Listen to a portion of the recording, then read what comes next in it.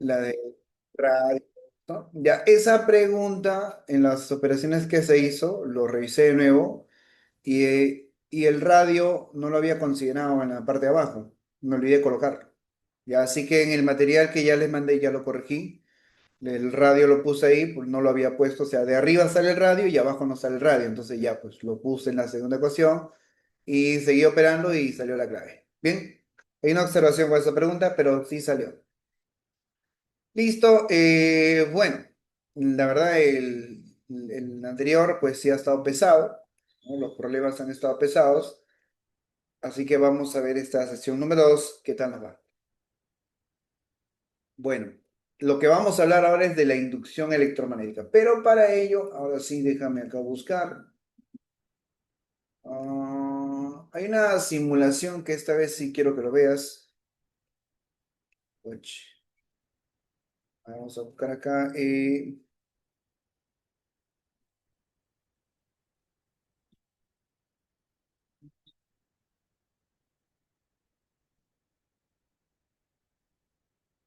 Ya voy a compartirlo mejor. Quiero que veas esta simulación.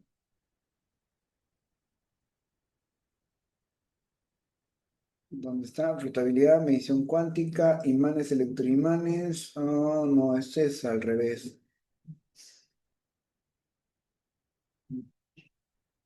Acá está.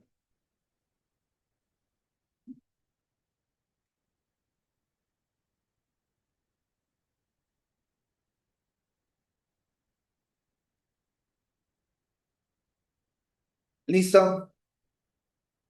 Ya estás bien, entonces. Bien, lo que puedes ver acá es esto. Tenemos una espira, la verdad son muchas espiras, vamos a ver si le podemos bajar. Quiero solo una espira, ya está. Tenemos un poco. Y vamos a aumentar el área para que sea más visible. Los electrones no se vean. Ya está. Tienes este cable conductor. Bien, ¿te acuerdas que habíamos visto, te comenté que antiguamente la electricidad era muy cara, porque solamente la obtenías a base de fuentes, pilas o baterías. Entonces, que la gente tenga acceso a electricidad no era fácil, era muy costosa. Las pilas baterías, incluso hasta ahora, siguen siendo costosas. Unas pilas recargables o unas pilas en sí te cuestan como 3 soles el par, las más baratas. Una Duracell están 8 soles.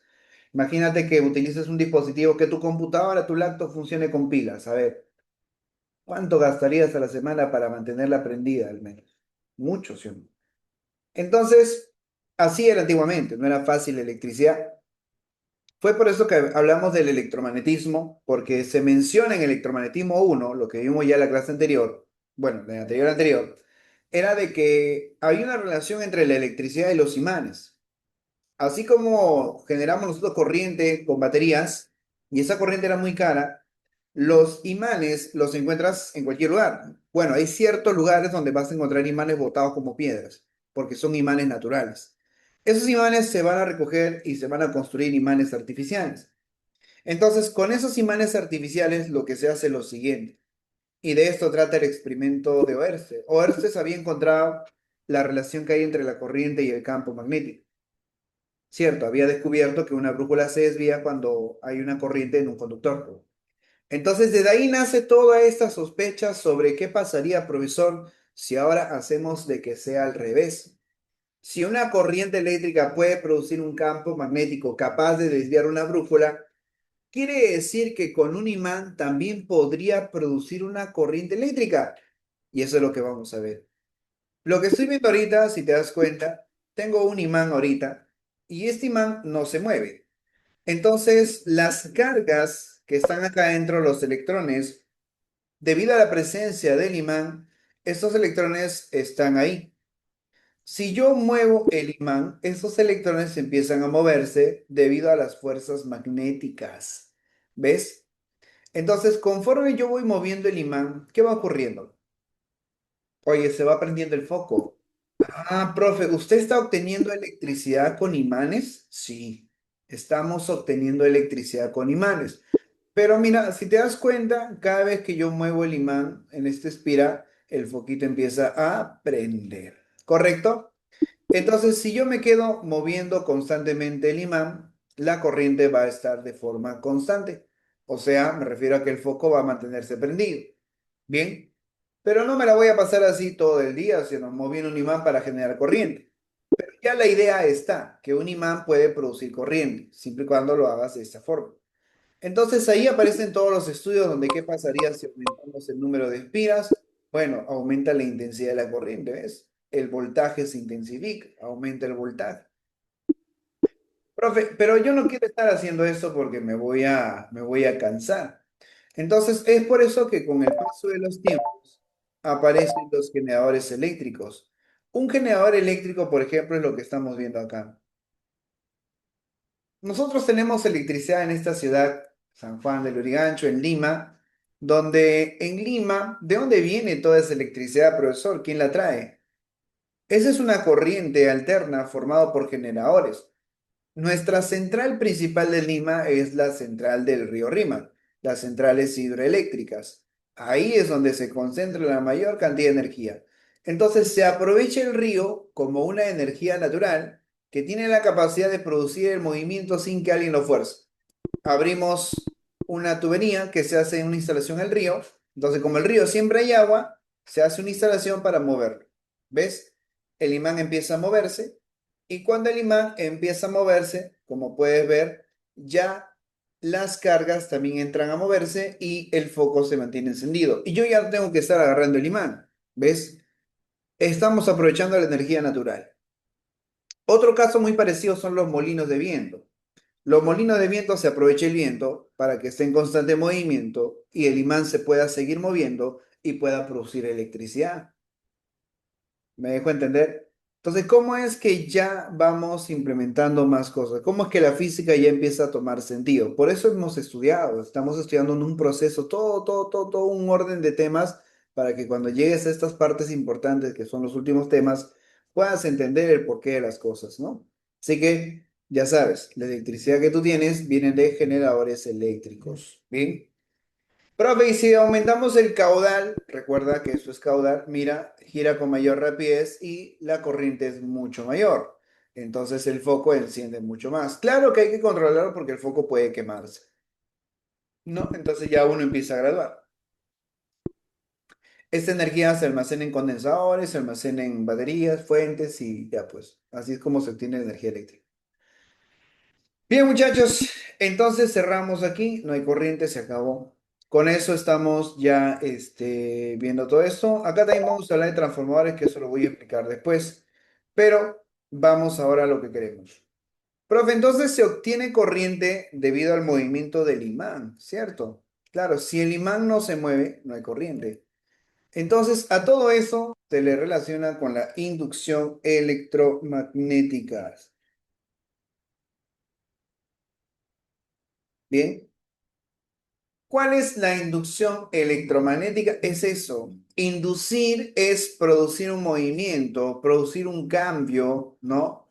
De campo magnético. Entonces, la inducción electromagnética es un fenómeno, ¿correcto? El cual consiste en la generación de una corriente eléctrica en un circuito. Debido a la variación de un campo magnético, ¿no? La corriente obtenida por este método se denomina corriente inducida. Y a la fuerza electromotriz que lo genera, fuerza electromotriz inducida. Profe, no entiendo. Lo que pasa es que cuando yo muevo el imán, vistes que los electrones se movían. Y si se mueven es porque hay una corriente.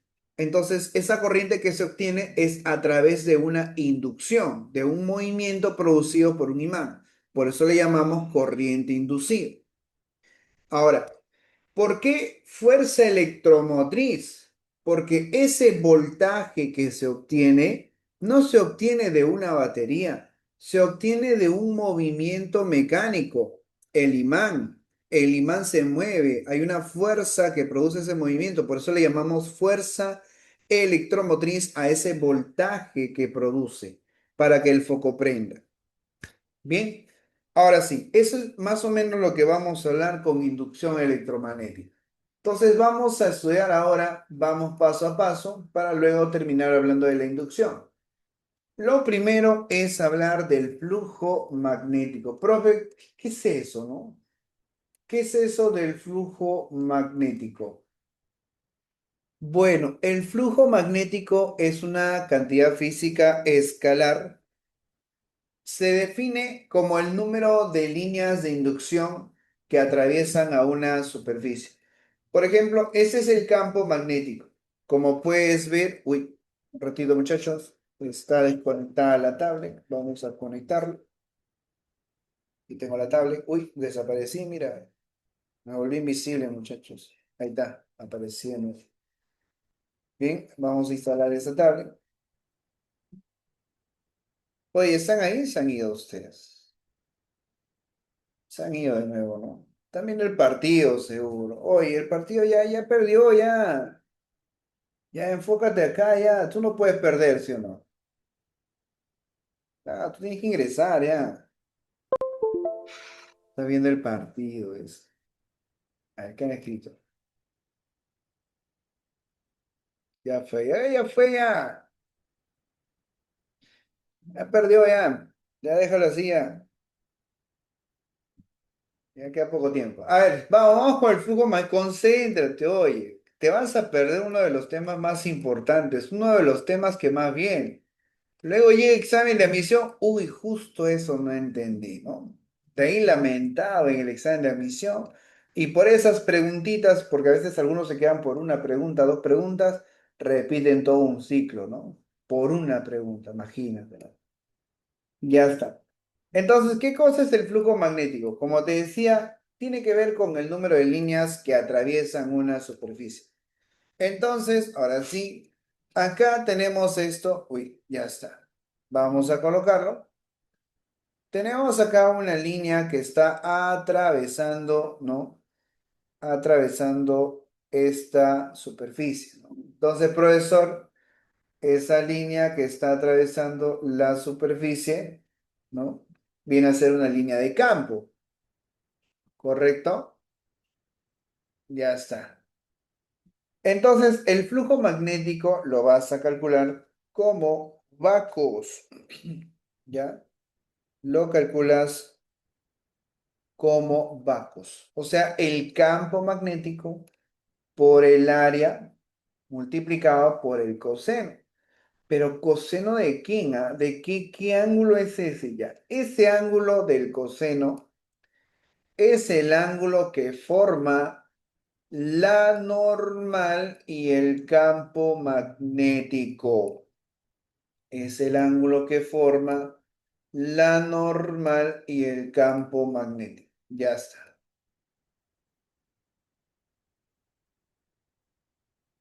¿Ves? Y la normal es una perpendicular a la superficie.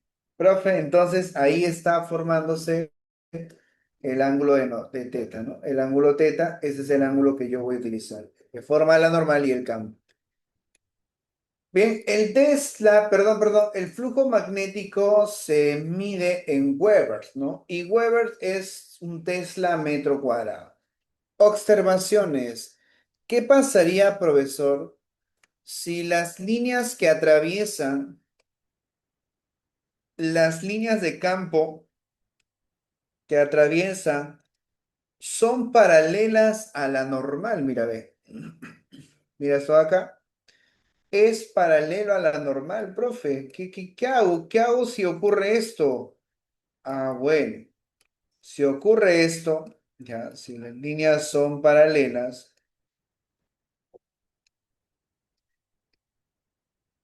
entonces, en este momento, como puedes ver, nuestro flujo magnético se puede decir que es un máximo, ¿no? ¿Por qué? Porque están entrando la mayor cantidad de líneas y el ángulo es 0 grados. Aquí teta vale 0 grados, ¿correcto? Ya está. En cambio, en este caso, las líneas de inducción están pasando de esta manera, están siendo paralelas a la espira. Profe, si pasan de esta manera, ¿no? Aquí está el campo. Pues pregunto, ¿habrá alguna línea atravesando? ¿Hay alguna línea que atraviese la sección, la superficie que estamos viendo? No, ¿sí o no?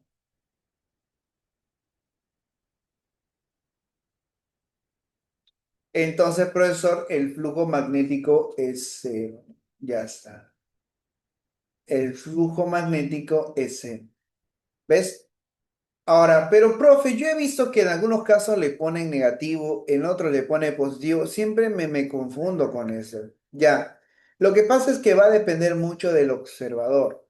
El observador, por ejemplo, que está acá, ve unas líneas que son salientes. Entonces, podemos notar de que el ángulo que forman es un ángulo cero. Pero si hubieran sido líneas entrantes, el ángulo que forma con la normal es todo esto. Es un ángulo de 180 y ahí el flujo es negativo. Por ese motivo, acá estoy colocando una forma simplificada, ¿ya? La cual dice lo siguiente: flujo magnético para una área plana, ¿no? Por ejemplo, aquí estamos viendo que las líneas están prácticamente pasando, ¿no? Pasando esta sección. Entonces aquí el flujo magnético vendrá a ser B por A. Es el máximo posible porque el ángulo es cero. Ese es bueno, yo no le pongo phi, yo le pongo teta, ¿ya? Este es como el teta, es como el teta que hemos utilizado. Por ejemplo, acá hay un ángulo diferente, ya acá sería Bacos, ¿no? Y aquí, profesor, bueno, acá vemos que no hay ninguna línea que atraviese la sección, aquí el flujo magnético sería cero, ¿no? Ya está. Entonces, nota, el flujo magnético puede ser negativo en superficie cerrada, porque ahí sí es importante ver si es entrante o saliente. Bien, pasamos a esto. Vamos a ver la ley de Faraday. En la ley de Faraday, ahora vamos a notar lo siguiente. Ya fue ya. Mira, la ley de Faraday va así. Que ya hemos hablado de los flujos, de cómo son las líneas entrantes, y todo eso. Oye, mira acá, oye, atento, ya. No te distraigas viendo el partido, ya perdió ya. Ahora sí, mira, bótelo, dice. Ya se han votado solo ya porque están viendo el partido. Un ojo acá, el otro allá, dicen. No, así no. Ya dice, siempre que varía el flujo magnético que atraviesa un circuito, se origina en él una corriente inducida.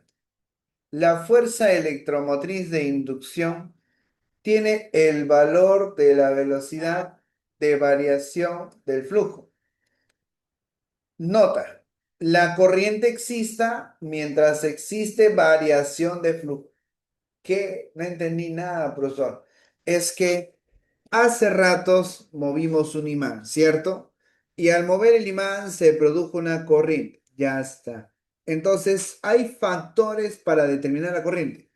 Si el imán se mueve con más velocidad, la corriente es mayor. Ahora, esa es una relación entre corriente I, voltaje I, y el imán, ¿no? Y la velocidad. Entonces, en realidad cuando el imán se mueve, lo que están cambiando son las líneas de campo magnético. Supongamos que al inicio hay 10 líneas, mueve el imán, pasaron a 15.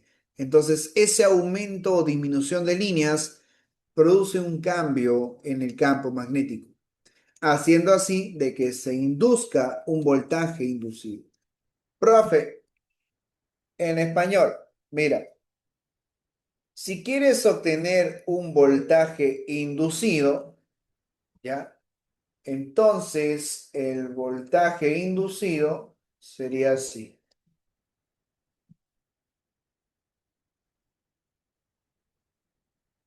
El voltaje inducido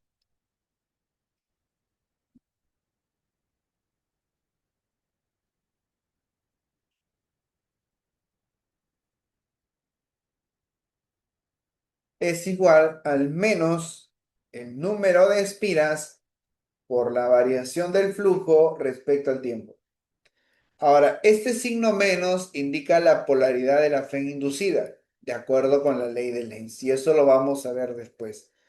Conclusión, en algunos casos, si no hay signos en las claves, yo te recomiendo que no te complique la vida y utilices esto. Voltaje inducido es el número de espiras por la variación del flujo magnético entre el tiempo, ¿no? Es en el caso de que no pidan signo, ¿no? Ya está. Pero si ves en las claves que aparecen con signo, ya caballero, respeta eso. Signo menos y restas la diferencia de potenciales, de flujo, perdón, teniendo en cuenta el sentido y el orden, ¿no? Ya está.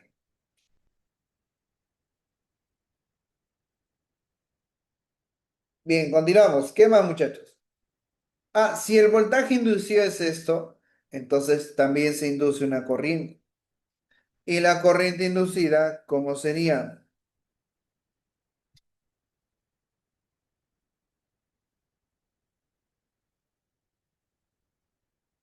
Sería el voltaje inducido entre la resistencia. Y ya está. Bien,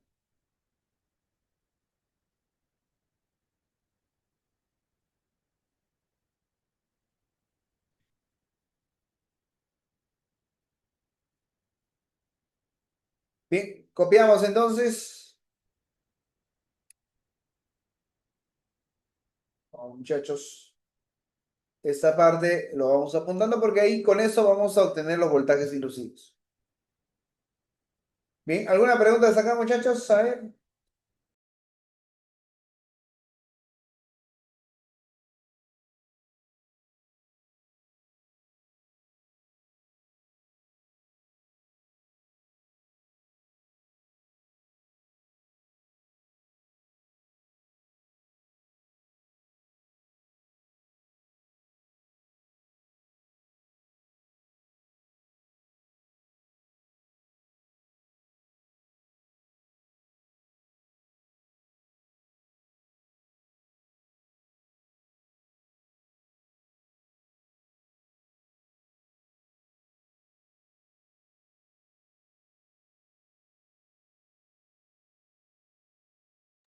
Sigamos. Ahora sí, pasamos a lo siguiente. Note entonces, ¿no? Profe, ¿qué observamos acá? La variación del flujo magnético a través de un circuito puede deberse a un movimiento o alteración del circuito. O sea, el flujo magnético cambia por dos motivos. Uno, que cambie la alteración del circuito. De repente que la espira se haga más grande o más pequeña. Otra forma de variar el flujo magnético es que el campo sea el que varíe. Y el campo vaya aumentándose y la espira no cambia, ¿no? O sea, voy a esto. Mira, vamos de nuevo a la simulación. Vamos con la simulación. Todos aquí. Este no quiero. Este acá. Ya está. Mira, como te decía, una forma de producir el cambio del flujo magnético es mover el imán, ¿no? Y luego aumentar la intensidad del imán. Mira, aquí lo estoy reduciendo. Ya está. Ahora voy a aumentar la intensidad. Mira, ¡guau! Aumentamos la intensidad del imán, ¿ves? Esa es una. Así puedes variar el flujo. El flujo es las líneas. Mira cómo se mueven las líneas dentro de la espira. La otra opción es cambiando el área. Lo hacemos más chiquito el triángulo, ¿no? Perdón, el círculo y vemos que hay un flujo. Profe, y si aumentamos el área, también vemos que varía el número de líneas. ¿Ves? Son dos formas de producir movimientos y producir cambios de inducción, ¿no? Cambios de flujo magnético. Eso es lo que estoy diciendo, pues, ¿no? Que una forma de variar el flujo es con la alteración del circuito, otra forma es con la variación del campo magnético.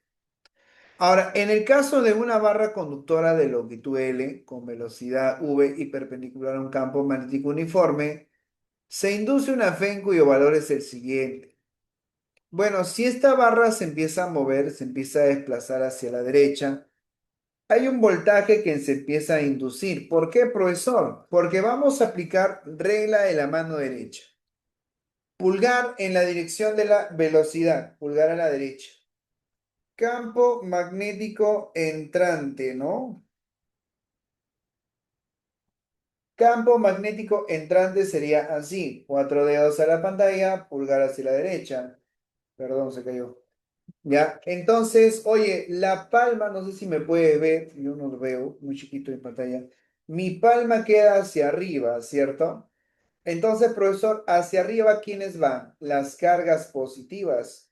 Y hacia abajo, ¿quiénes van? Las cargas negativas. Por eso, si te das cuenta, aquí se están amontonando cargas positivas y acá se amontonan cargas negativas, haciendo así de que aparezca una diferencia de potencial. Y esa diferencia de potencial, ¿qué produce? Un voltaje. Pero ese voltaje, ¿cómo se obtuvo? De una inducción, de un movimiento. Ah, profe, claro. Y ese voltaje inducido simplemente es VL. Ya está. Así vas a calcular el voltaje inducido, VL, ¿no?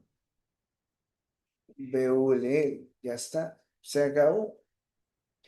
Siguiente, ¿qué pasaría, profesor, ahora si tenemos la ley de Lenz, ¿no? Bueno, ahora vamos con Lenz. Lenz, y hasta aquí nomás termino para poder avanzar algunos problemitas y luego ver transformadores. La ley de Faraday solamente nos enseña cómo calcular los voltajes inducidos a través de la inducción magnética. Bien, esa es la ley de Faraday. Cálculos, números, resultados, Faraday. Lenz nos enseña cómo determinar el sentido de esa corriente inducida. Lenz solamente habla de eso. La ley de Lenz sirve para determinar el sentido de la corriente inducida. La corriente inducida aparece en un sentido tal que se opone a la causa que lo produce. Y esto es clave para todo, ¿no? Profe, si yo produzco algo y veo que mi campo va aumentando, entonces la inducción es una disminución, se opone una disminución. Si mi campo está disminuyendo, ¿cuál sería la inducción? Algo aumentando, lo contrario, se opone. Bien, si uno se aleja, lo atrae. Si uno se acerca, lo aleja. Es así, medio tóxico es esto. Entonces, mira, ¿qué está sucediendo acá? Tenemos una espira. Este imán, que tiene una cierta cantidad de líneas, se está acercando a la espira. Si se acerca a la espira, el número de líneas que van en esta dirección, ¿no? Así, el número de líneas que van en esta dirección empiezan a aumentar conforme se va acercando. Profe, entonces la inducción es lo opuesto. Lo opuesto a ese aumento, que sería producir campos hacia el otro lado. Entonces, notamos que esto, ¿qué sería? Sería el campo inducido.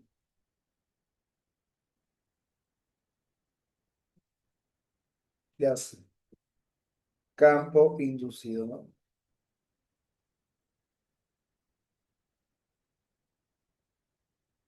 ¿Listo? ¿Ves? Ya está. Sigamos. Profe, en el otro caso, vemos que el imán se aleja. Bueno, si el imán se aleja, el número de líneas que está yendo para allá, al inicio tenemos así un montón de líneas, pero si el imán se empieza a alejar, la cantidad de líneas se empiezan a disminuir. Disminuyen en ese sentido. Entonces lo inducido debe ser aumento porque está disminuyendo. Y aumentamos en este sentido entonces, ¿no? Por eso que esto de azul es el campo inducido. Ya está, ¿no?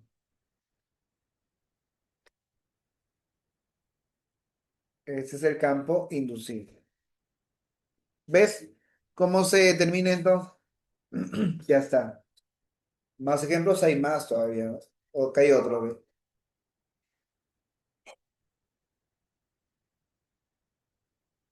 Por ejemplo, acá el imán está acercándose. El lado norte se acerca, el número de líneas aumentan hacia abajo, la inducida es hacia arriba. Aquí el imán se aleja, pero ten cuidado porque se aleja el sur. Bueno, si se aleja al sur, se está reduciendo el número de líneas que van para arriba. Entonces, el inducido, ¿cuál sería? Un vector hacia arriba también. ¿Lo ves? Ya está. Es el campo inducido, campo inducido.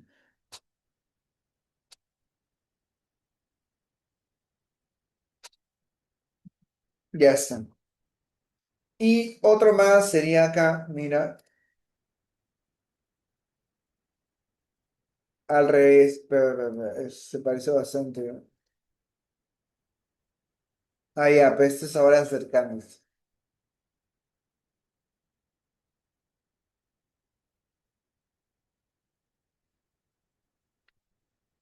Bien, en este caso vemos que el norte se va alejando. Entonces, el número de líneas que van hacia abajo va disminuyendo. Como va disminuyendo ese número de líneas, ¿qué es lo que haces? Aumentas hacia abajo. Entonces, el campo inducido va hacia abajo. Aquí, las líneas entran al sur. Conforme el imán se va acercando, van aumentando más líneas hacia abajo. Entonces, la inducida sería, perdón, líneas hacia arriba son las que van aumentando. Entonces, la inducción sería una línea hacia abajo, ¿no? Que se representa el campo magnético inducido. Bien, entonces diremos lo siguiente. El campo magnético inducido es hacia abajo para oponerse al cambio del flujo. Para producir este campo inducido, la corriente inducida debe ir en sentido horario, vista desde arriba de la espira. Bien, muchachos, ahora sí, con eso hemos hablado de Lenz y hasta ahí nomás llegaríamos para luego ver transformados. ¿Preguntas, a ver?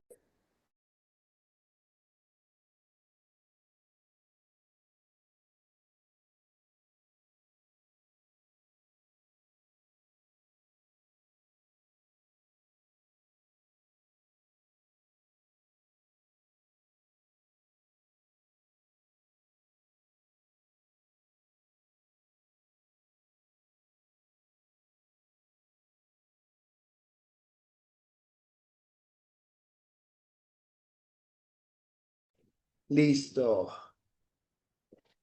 Bien, vamos a ver ahora un poco de problemitas, a ver qué tal nos va.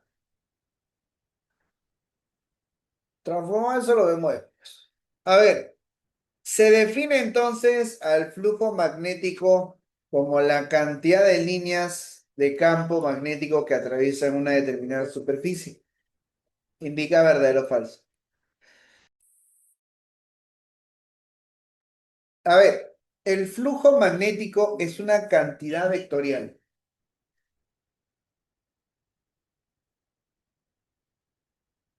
El flujo magnético es una cantidad vectorial. No, no es vectorial, muchachos.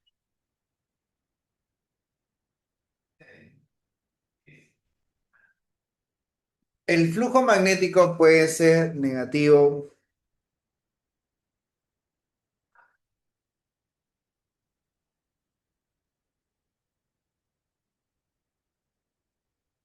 El flujo magnético puede ser negativo, positivo o nulo. A ver, eso también lo mencioné. ¿Ah? Claro que sí, verdadero. Puede ser nega o nulo. Eso lo hemos visto. Verdadero. Y la 3 que dice, la magnitud del flujo magnético es máxima cuando el campo atraviesa perpendicularmente una superficie.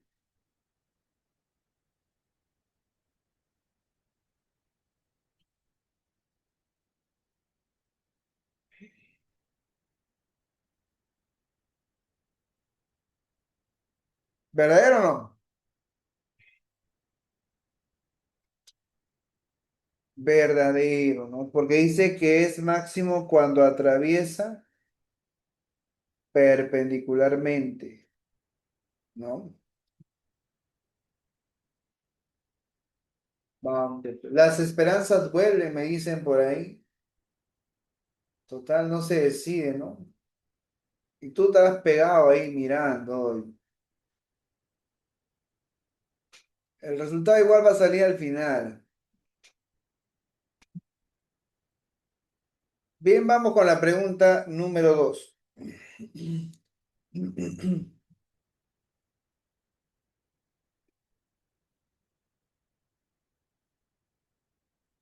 A ver, dice en esta pregunta, una espira cuadrada de lado de 20 centímetros se encuentra en la región de un campo magnético uniforme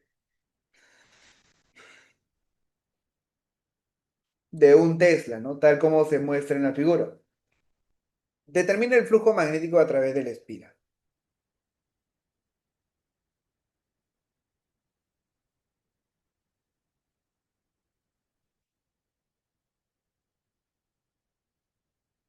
Bien, ¿cuál es el ángulo, el coseno de t? Lo que vamos a hacer primero es trazar la normal.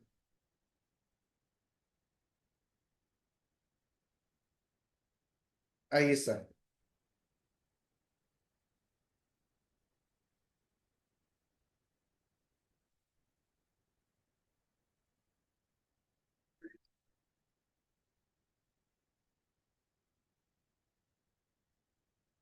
Esa es la normal. Y el ángulo, el coseno es el ángulo de la normal y el campo. Entonces, ¿cuánto vale teta?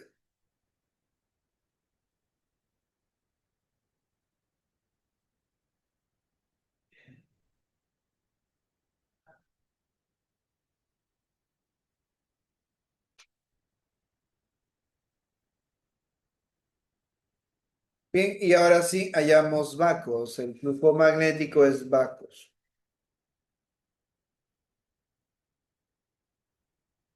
Campo magnético es uno. El área, ya, el área es L, L es cuadrado, sería el área es L cuadrado. 20 centímetros es 20 por 10 a la menos 2 al cuadrado.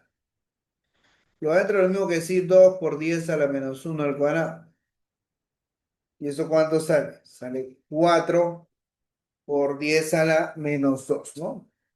Tenemos aquí 4.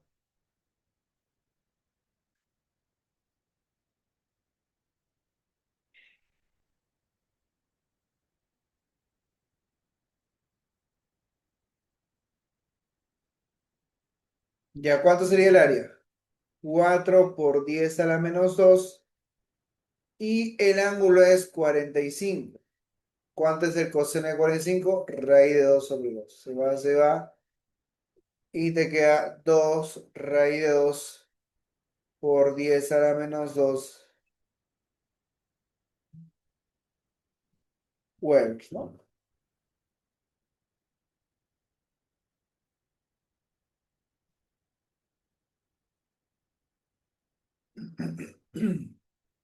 Listo. Next.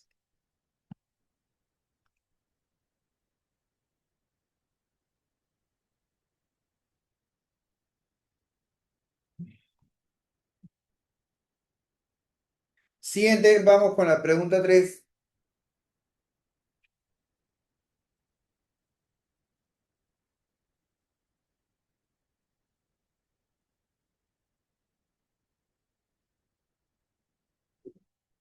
A ver, la 3 es similar entonces, ¿no? Ahí necesitas la normal.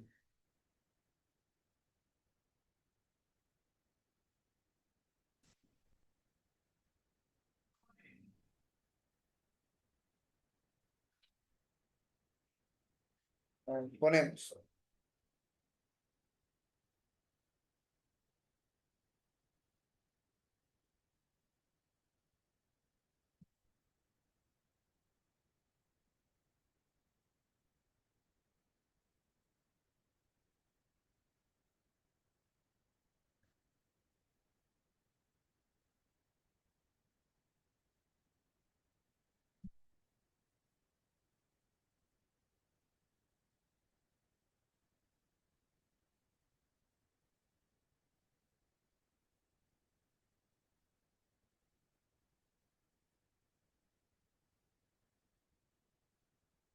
¿Cuál es el ángulo que forma la normal con el campo? 60 grados. Bien. Ahora, el área es pi por radio al cuadrado, que sería el radio 0,2 por la raíz de pi. Como está en centímetros, sería por 10 a la menos 2 al cuadrado. Bueno, pi cuadrado, raíz de pi se va con esto, te quedaría 0,2, que es 2 por 10 a la menos 1. O sea, te estaría quedando 2 por 10 a la menos 3 al cuadrado.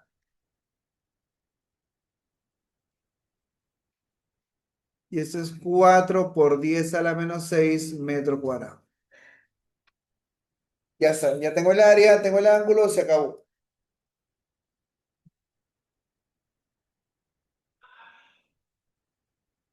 El flujo magnético sería vacos. El campo, ¿cuánto dice que vale el campo? 0,5. El área es,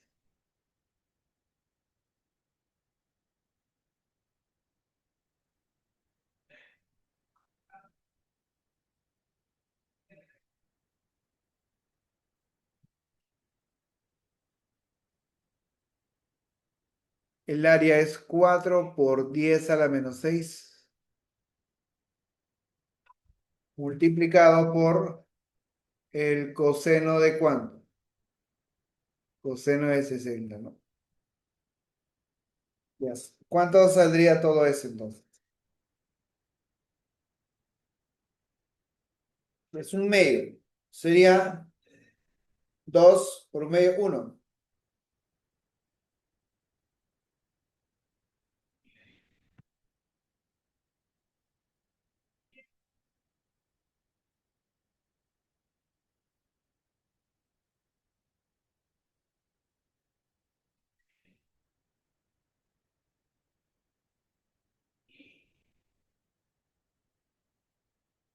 Dos por 10 a la menos 1.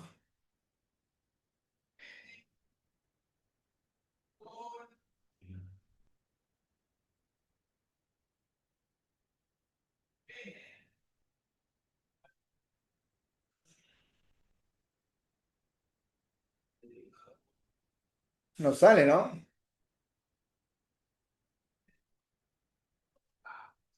Porque ahí sale 10 a la menos 6 Weber nomás. O yo estoy mal. Creo que el área me equivocaba.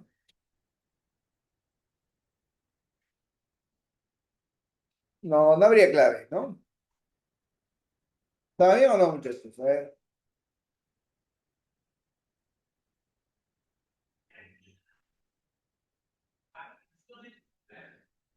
A ver, ¿dónde me he equivocado? ¿En el área o qué cosa? A ver.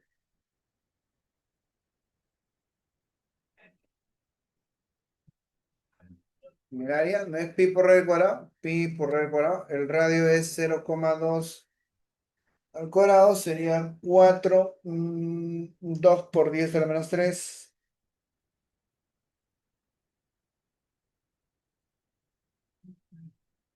¿Es 4 por 10 a la menos 1? No.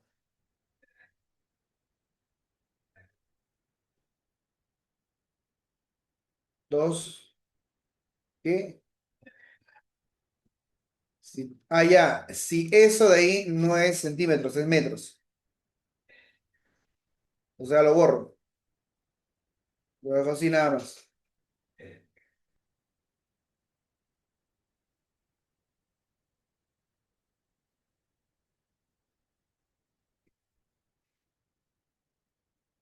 A ver, sería 10 centímetros es 10 a la menos 2 metros, pues.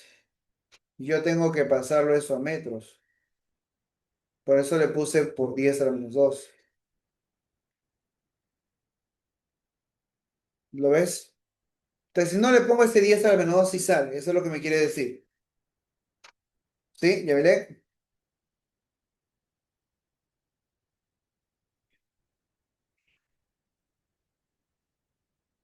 Ay, entonces está mal, pues. La clave debe estar en metros. Esto debe estar en metros. Entonces ahí sería 0,2 sobre raíz de pi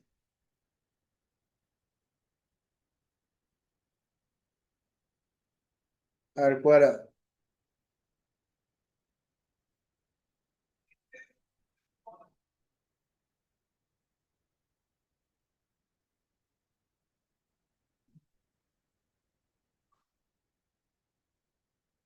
Ya está, 2 por 10 a la menos uno, 4 por 10 a la menos 2 metro cuadrado. O sea, reemplazamos acá 4 por 10 a la menos 2 y me quedaría un medio, 2 1 ya, 10 a la menos 2. Y esto es 0,01 Webers. Ahora sí,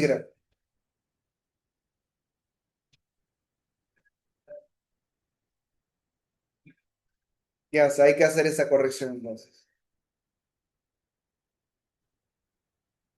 A ver, vamos con esta pregunta, muchachos. Me hago unos minutitos ahí para ir a los servicios. A ver, ¿cómo sería eso? También sale, ¿ah?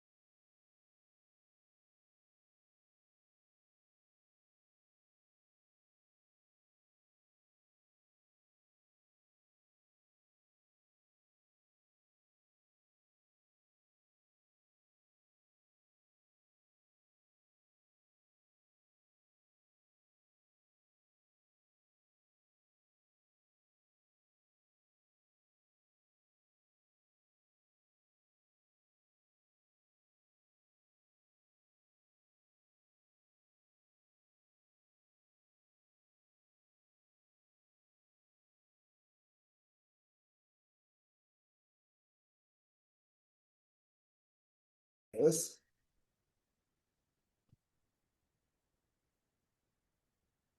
ya está, volvió así como Argentina. Sí, sí, ya terminó ya. Se fue a ver el partido. No, nada, muchachos, yo solo quería ir al baño. ¿Y sabe qué pasó? La compu se apagó en ese momento. Y no quería aprender. Me fui a la compu de acá al costado, estoy acá en local, y la compu del costado tampoco quería aprender. Al final lo arreglé de nuevo y volví. Y no fui al baño. Ya sigamos. Listo, vamos con la pregunta 4. A ver, ¿qué dice acá? Una espira rectangular de lados AB se encuentra en una región de campo magnético uniforme, ¿no? Ya está. Dice, si se triplica el lado A y se reduce el lado B a la cuarta parte, ¿cuál es la relación del flujo magnético antes y después del plano de espiras y forma 90 con el ya? Aquí al inicio, ¿cuánto es el área? El área es A por B. Entonces el flujo magnético sería B por el área inicial, que sería A por B por B. Ahora, la nueva área, que sería el área final, dice, se triplica el lado A, o sea, sería 3 veces A. Y el lado B se reduce a la cuarta parte, 3B cuartos. Entonces sería 3 cuartos de AB. Entonces, el flujo magnético es igual a B por el área final y esto me sale 3 cuartos de AB por B. La pregunta es, ¿cuál es la relación del flujo antes y después, ¿no? Flujo inicial, flujo final. Relación de flujos. Flujo inicial entre el flujo final, ¿cuánto me queda? 1/3 cuartos. Y esto es 4 tercios, ¿no?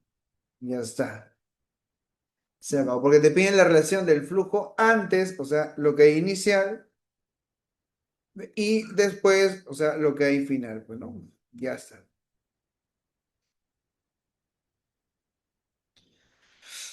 Listo, siguiente.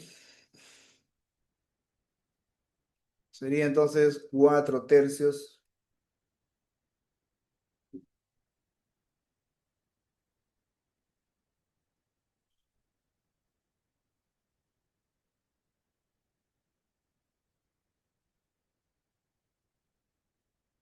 Ya, marcamos, marcamos. La 5 dice, una bobina tiene 30 espiras y se encuentra en la región de un campo magnético uniforme. Si la figura, como muestra la figura, ¿no? Si la magnitud del campo magnético es 2 Tesla y el área es 150 centímetros cuadrados, ¿cuál es el flujo magnético? Ya, me falta el ángulo, pues. A ver, vamos a analizar aquí.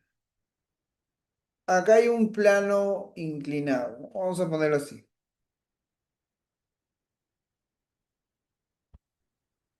Así va, mira.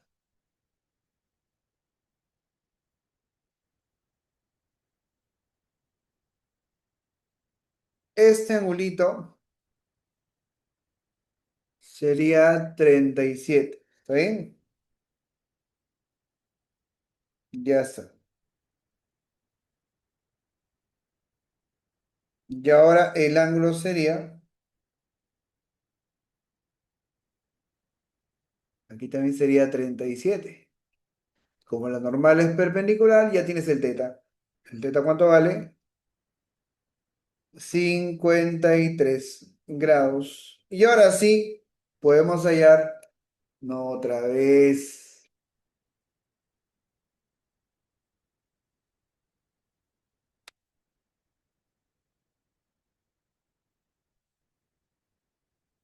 Chicos, ¿están ahí? ¿Me escuchan?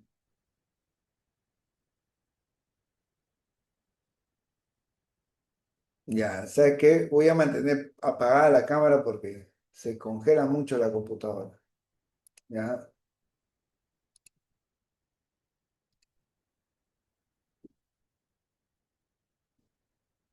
Otra vez, vamos abriendo.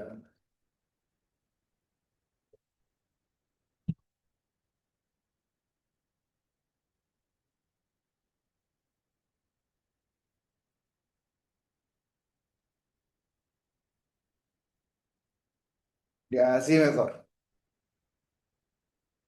Ay, otra vez se congeló.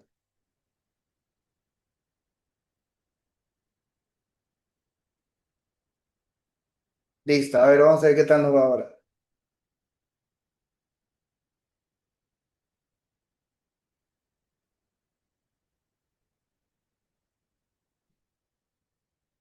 A ver, ¿cómo sería entonces? El ángulo ya lo tienes que es 53. Entonces el flujo magnético sería vacos, ¿no? Ya está, ya salió, ya. ¿Cuánto es el campo? 2 Tesla. ¿Cuánto es el área? 150 centímetros cuadrados. Sería 150 por 10 a la menos 4. Y el ángulo es 53. ¿Cuánto es el coseno de 53?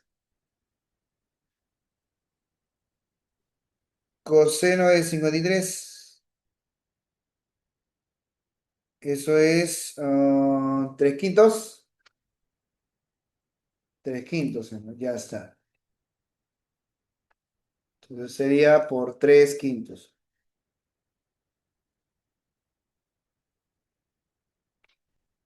Y ahora sí, sigamos calculando. Quinta uno, quinta 30. Sería 360 por 3, 180. 180 por 10 a la menos 4, ¿cierto? Sería 18 por 10 a la menos 3 Webers. Pero esto es para una espira. El problema dice que son 30 espiras. Entonces el flujo magnético total sería con las 30 espiras. Sería 30 veces 18 por 10 a la menos 3, ¿no? Que sería 54 por 10 a la menos 2 Webers. Ahí está.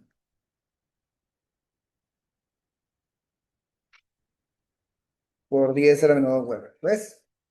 Next, siguiente.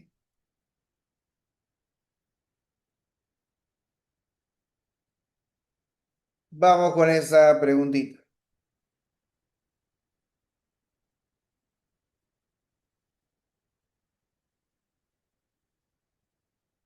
Bien, acá dice la siguiente. Una espina circular de radio R igual a 1/2 raíz de pi metros se encuentra en una región de campo magnético B constante como se ve en la figura, ¿no? Si la variación de campo es 0,2 Tesla, determina la variación del flujo magnético. Ah, ok, ok. El campo está variando, el área no. Entonces, mm, la variación del flujo magnético es igual al flujo magnético final menos el inicial. Que esto va a ser igual al área por la variación del campo. Porque hay dos formas de variar el flujo, variando el área o variando el campo, que en este caso ha sido variando el área.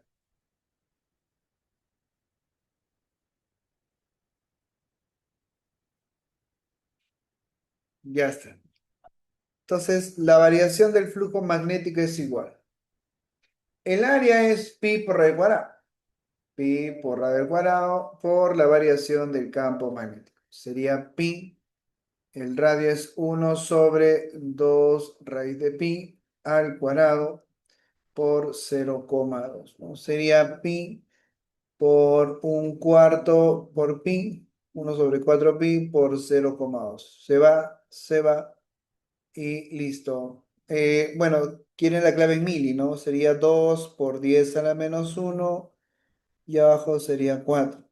Multiplicamos por 10 al cuadrado y por 10 a la menos 2. ¿Para qué? Para juntar estos dos. Ya está. 10 a la menos 3 sería. ¿Ya cuánto sale arriba? Sería un medio, 50. 50 miliwebers. Ya está. ¿Ves? Esa es la forma de resolver esa pregunta, entonces. Siguiente.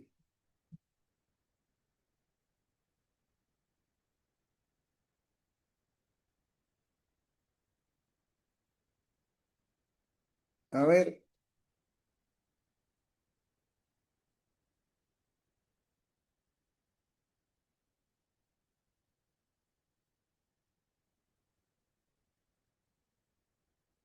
la 7. Indica verdadero o falso según corresponde.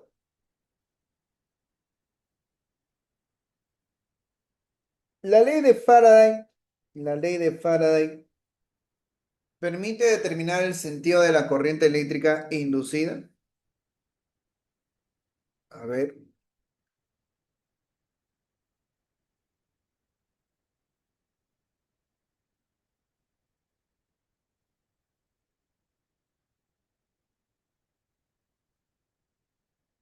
No, falso. Faraday no indica sentido de corriente. Faraday solamente realiza los cálculos. El que determina el sentido de la corriente lo hace Lenz, ¿ya?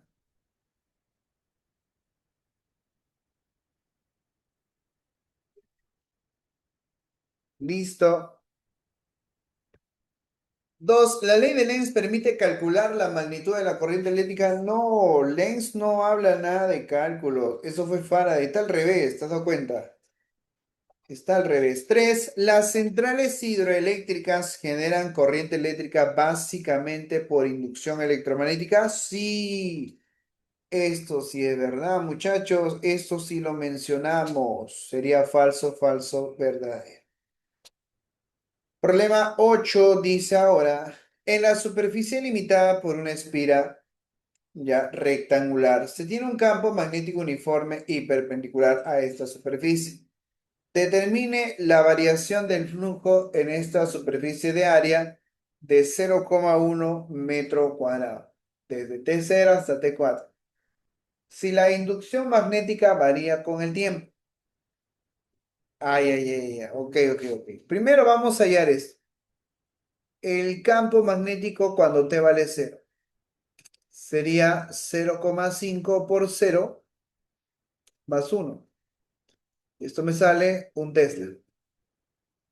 Y cuando T valga 4, ¿cuánto me sale el campo magnético? Sería 0,5 por 4 más 1. Esto me sale 3 Tesla. Ya está.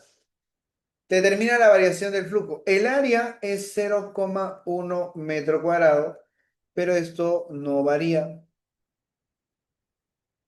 No varía. El área no cambia. El que varía es el campo. Bien. Entonces, la variación del flujo magnético va a ser el área por la variación del campo. Se acabó. 0,1 y varías el campo. Final menos inicial. 3 menos 1. 2 por 0,1. 0,2 huevos. Ahí está. Huevos, ¿no? Listo. Siguiente.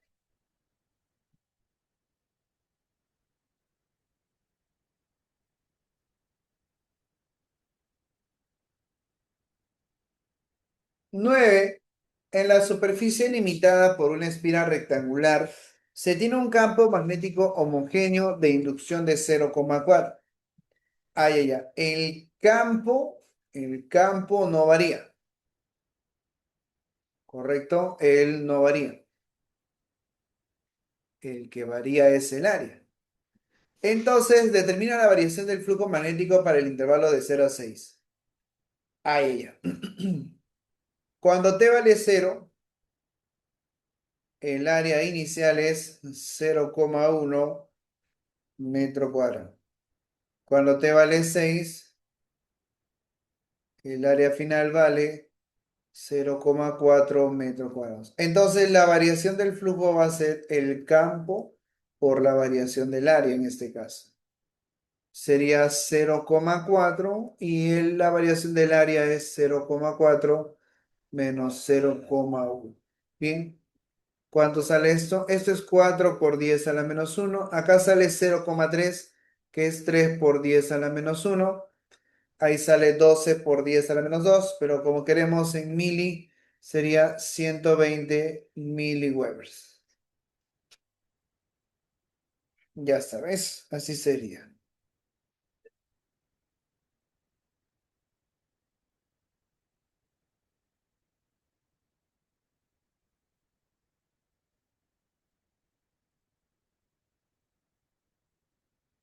Sigamos.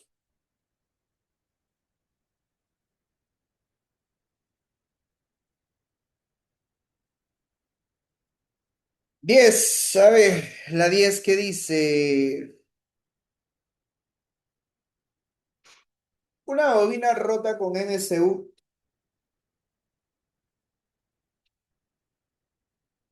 sobre su propio eje dentro de un campo magnético uniforme, tal como se muestra la figura. En el instante en que la bobina se encuentra perpendicular al campo, la bobina perpendicular al campo ya, dice que el flujo magnético es allá. El flujo magnético inicial entonces vale 8 por 10 a la menos 4 Weber. Y dice que luego de un tiempo de 0,2 segundos, tarda en situarse paralelo al campo. O sea, más o menos la gráfica iría así, ¿no? Profe,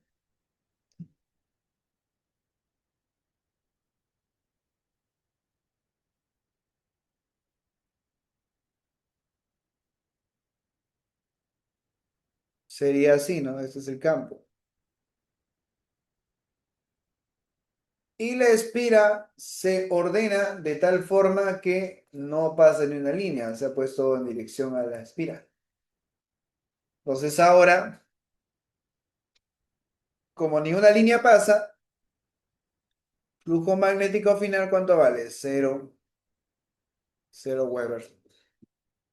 Entonces, calculamos la corriente, ¿no? ¿Cuál es la intensidad de corriente en ese tiempo? El voltaje inducido es el número de espiras por valor absoluto de la variación del flujo respecto al intervalo de tiempo. ¿Está bien? Variación del flujo respecto al intervalo de tiempo.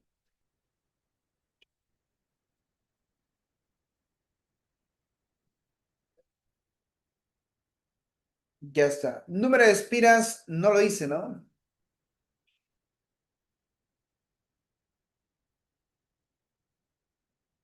Bueno, ya en el flujo magnético aparece, ¿no? Pues ya te habla de una bobina, o sea, ya lo dio. Entonces, como es una bobina, ya de frente. Sería la variación del flujo 8. 8 por 10 a la menos 4. Y el intervalo de tiempo es 0,2. Bien, haciendo esto, ¿cuánto me sale el voltaje inducido? ¿Cuánto es 8 entre 0,2? 40, que sería 4 por 10 a la menos 3 volts. Y el voltaje inducido es la corriente inducida por la resistencia. 4 por 10 a la menos 3. Y dice que la resistencia de la bobina es 0,5. Entonces, ¿cuánto es la corriente inducida? Bueno, ese 0,5 pasa al otro lado dividiendo, saldría 8 miliamperes. Porque ese 10 a la menos 3 es 1000. Sería 8 miliamperes. Ya está.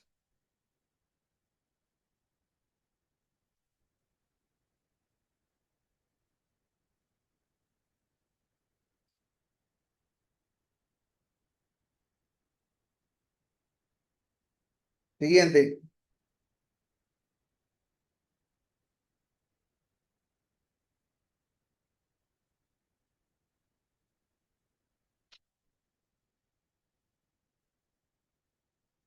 11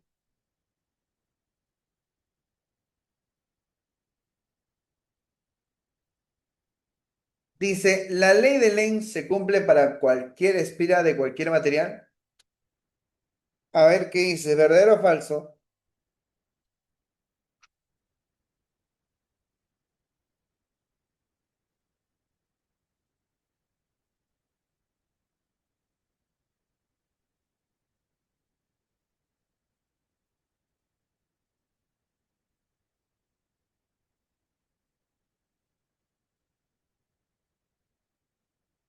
Falso o verdadero. Vamos, muchachos.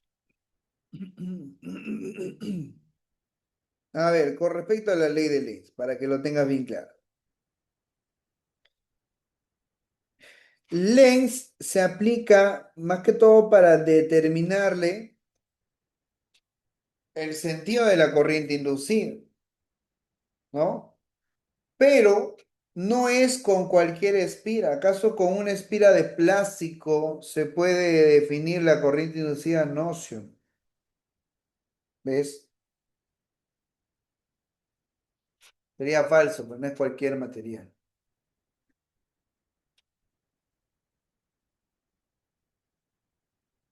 Dos, el signo menos en la ecuación de la ley de la inducción de Faraday representa el número de líneas del campo magnético disminuyente. No, no exactamente es eso. El signo menos significa a la oposición que hay del flujo magnético. No, no es la oposición del número de líneas.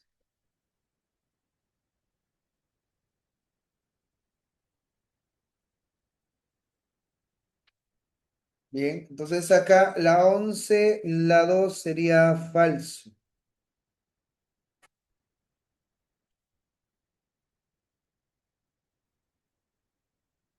Y la 3 dice, Faraday solo cumple cuando varía el número de líneas de campo magnético. No, porque Faraday es la variación del flujo y la variación del flujo no es solo variando las líneas, también variando el área, ¿correcto? Ya está. Muy bien, ¿qué más entonces?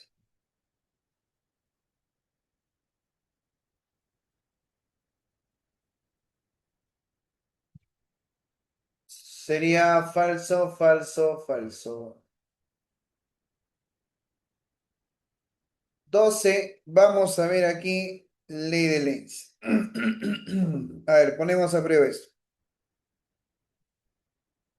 La figura muestra un imán que cae libremente por acción de la gravedad y dice que atraviesa una espira en relación a este fenómeno, indica verdadero o falso.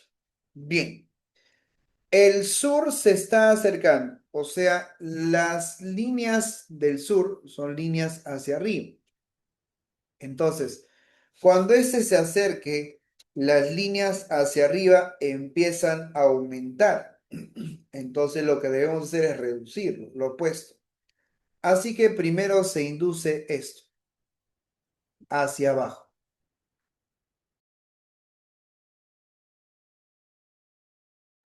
Ya está, profesor. Y por regla de la mano derecha, la corriente inducida gira de esta forma. Ya está. Ahora, ¿y qué pasaría, profe?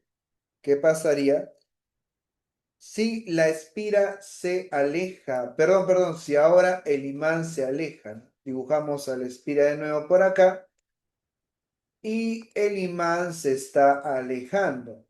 Mira, oye, el imán que se aleje, se está alejando ¿quién? El norte. Como el norte se está alejando, recuerda que las líneas salen del norte. O sea, las líneas están así, ¿no? Profe, entonces si se está alejando, estas líneas disminuyen, ¿correcto? Y si estas líneas disminuyen, ¿qué es lo que debe inducirse? Un aumento. Entonces, profesor, se induce de esta manera, hacia arriba. Hacia arriba sería el campo inducido. Ya está. Y por regla de la mano derecha, para que sea de esta manera, la corriente se invierte. Corriente inducida. Listo.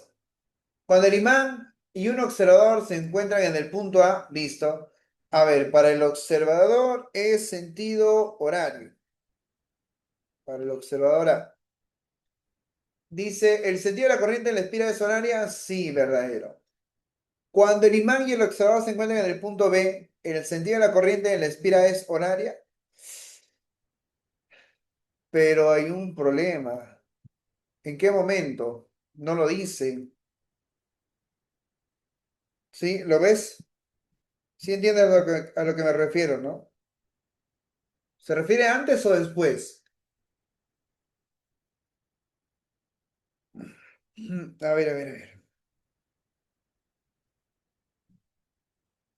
Bueno, debe ser en este momento que está la imagen, pues, ¿no? Si fuese así, sentido de corriente sería antihorario abajo, pues, ¿no? Abajo sería antihorario. Si analizamos en el inicio,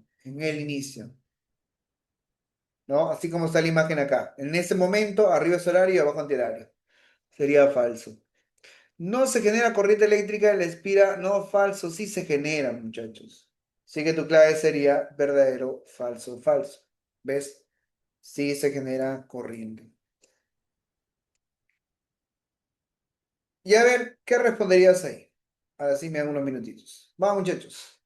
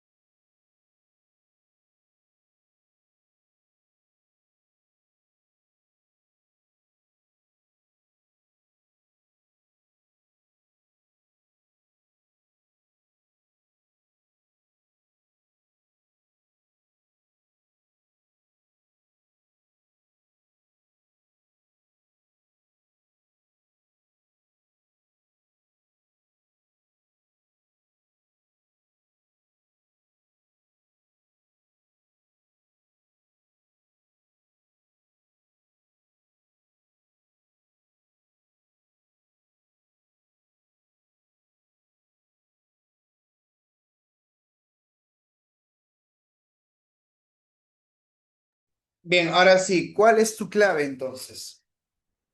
Nadie ha dado claves, ¿en serio? A ver, te ayudo.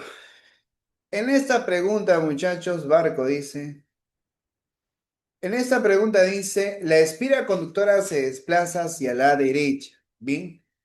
Saliendo del campo magnético uniforme de inducción P. ¿Qué sentido tiene la corriente? Mira, vamos a colocar acá la espira rectangular. Esta espira está saliendo. Mira, al inicio habían un montón de puntitos. Ahora, ¿qué está pasando? Hay pocos puntitos. O sea, se ha reducido la cantidad de puntitos. Entonces, lo opuesto a esa reducción, ¿qué es? Aumento. Ay, ay, ay, ay, profe. Entonces, ¿qué es lo que tiene que pasar? Se tiene que inducir más puntitos porque se están reduciendo. Profe, entonces ese es el campo inducido. Por regla de la mano derecha, puntito es saliente. Si es saliente, la corriente gira de esta manera. Esa sería la corriente inducida. ¿Y en qué sentido es? Bueno, para nosotros lo vemos que va en sentido antihorario. Ya está, ¿no? Lo vemos que va en sentido antihorario. ¿Ves? Nada más, así es como lo vas a trabajar. Siguiente.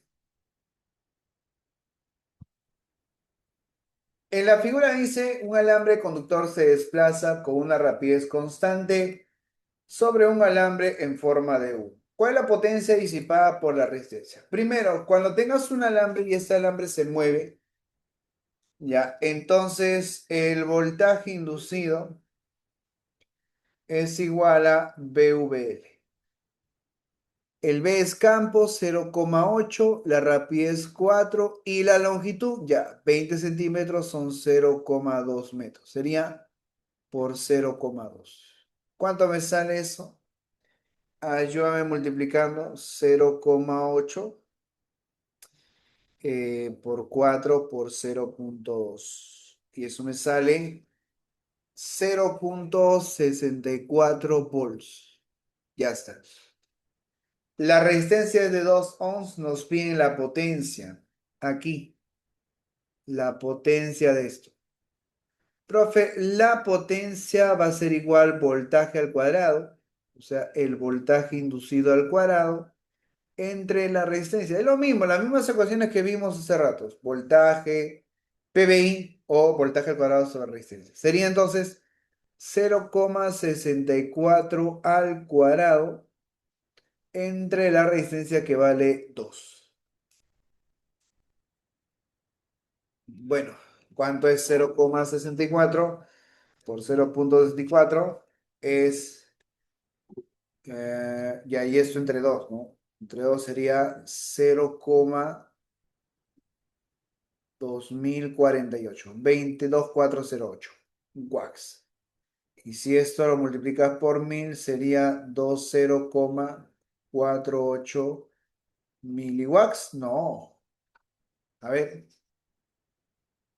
por 1000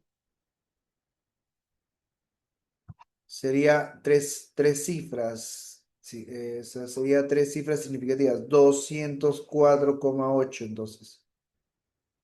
Miliwatts. Esa es la respuesta. Cuidado, no vayas a equivocarte con esto. Tan cerca para equivocarte al final. ¿Ves? Y así quedaría la pregunta entonces.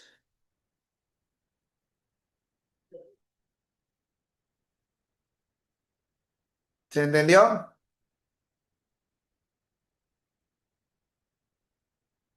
Ya está.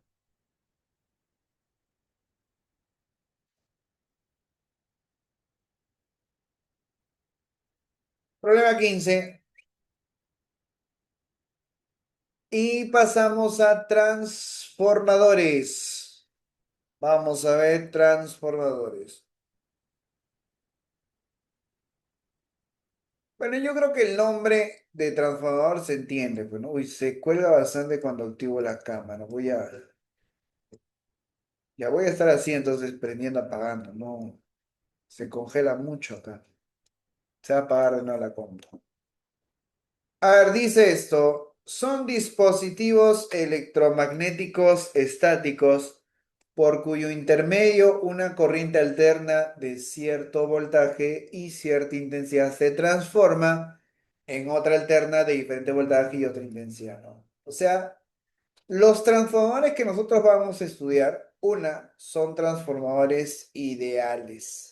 Profe, ¿qué son ideales? Que no hay pérdidas de potencia ni de energía. O sea, si toda la energía que recibe en el primario es lo mismo que sale en el secundario. No hay pérdidas de potencia. ¿Bien? Profe, pero eso no existe, correcto, no existe, porque por lo general los transformadores sí tienen pérdida de potencia, que son los transformadores reales. Pero estamos en teóricos, pues en teóricos la potencia se conserva. Por ese motivo la potencia en el primario debe ser igual a la potencia en el secundario, ¿no? Aquí está. Potencia en el primario es igual a la potencia en el secundario. Y la potencia es PVI, voltaje por corriente, solo que ahora aquí es voltaje en el primario por la corriente en el primario y en el otro sería voltaje secundario por la corriente en el secundario. ¿Ve? Listo.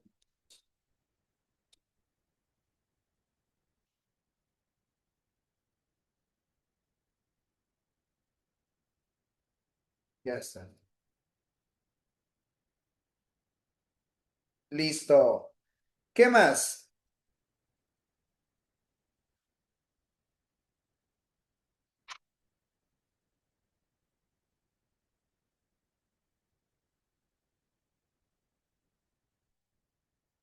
En este caso hay una relación entre voltaje y corriente, ¿no? Como las potencias son iguales, mira, la potencia en el secundario pasa a dividir y se obtiene que la relación entre la potencia en el primario es, perdón, el voltaje en el primario es al voltaje en el secundario, como la corriente en el secundario es a la corriente en el primario. Bien,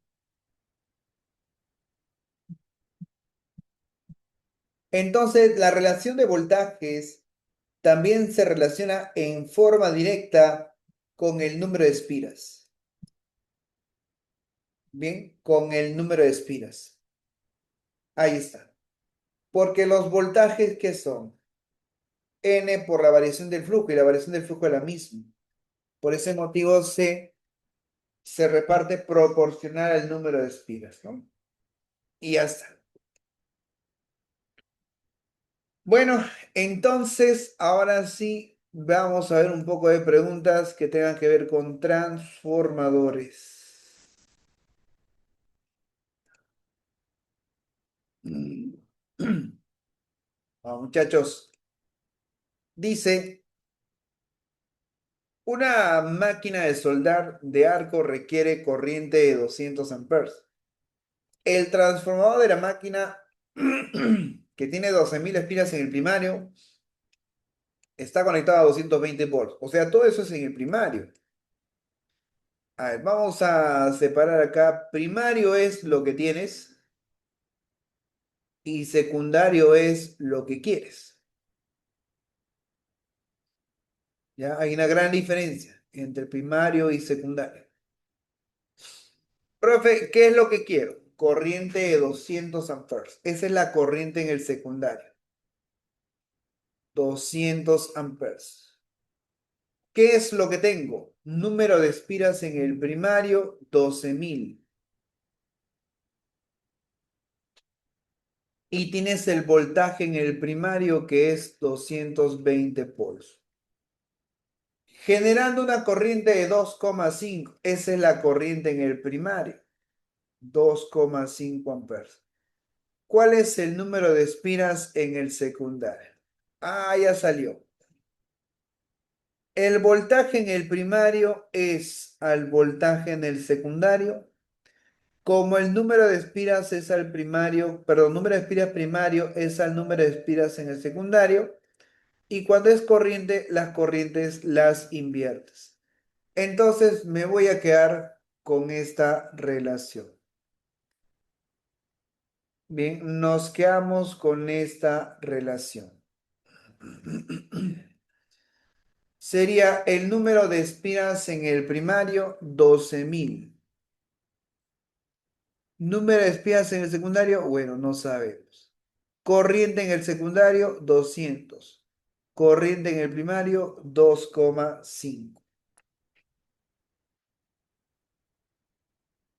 Ya está. Se van dos ceros y vamos a hallar el secundario. ¿Cuánto sería? A ver, ¿cuánto sale, muchachos? 120 por 2,5 entre 2, 150 espiras.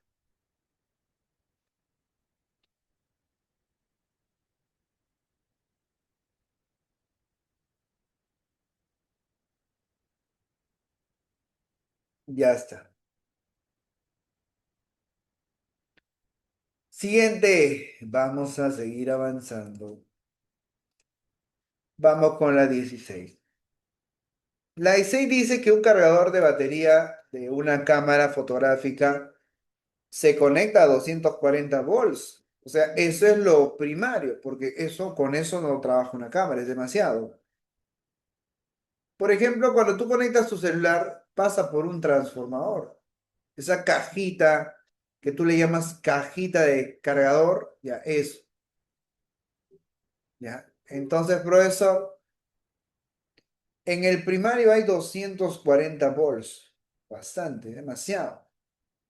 Y la cámara solo necesita 4,2, dice, ve. Ya ves, ahora sí tiene sentido. Ese es el secundario, lo que quieres. Y también funciona con una intensidad de corriente de 0,8 amperes. Poquito, ¿ves? Está bien. ¿Cuál es la intensidad de corriente en el primario? Ah, ya salió, ya, muchachos. Otra vez lo mismo que hace ratos, ¿no? Profe, la relación es voltaje primario, es al voltaje secundario, como corriente en el secundario es a la corriente en el primario. Ya está, reemplazas entonces. Sería 240 entre voltaje en el secundario, que es 4,2, es igual a la corriente del secundario, que es 0,8, entre la corriente en el primario, que bueno, eso sí vamos a tener que hallar. Ya está. ¿Cuánto es la corriente en el primario? Multiplicas. Va a salir muy pequeño, ¿eh? Sería 0,8 por 4,2 entre 240. Eso me sale 0,0414 amperes. Bueno, esto para pasarlo a miliamperes sería 14 miliamperes. Ya está. 14 miliamperes. ¿Listo?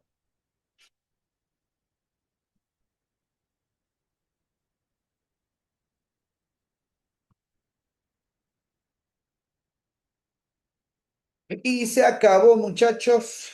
Con eso estamos terminando entonces.